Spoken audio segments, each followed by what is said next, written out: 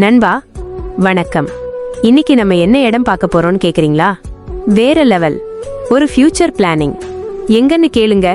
நம்ம அரும்பாக்கம் இதோட ஸ்பெஷாலிட்டி என்னன்னு தெரிஞ்சுக்கோங்க. ரோட்ல இருக்கிற ப்ராப்பர்ட்டி ஆன் ரோட் ப்ராப்பர்ட்டி 100 அடி ரோட்ல இருக்கு.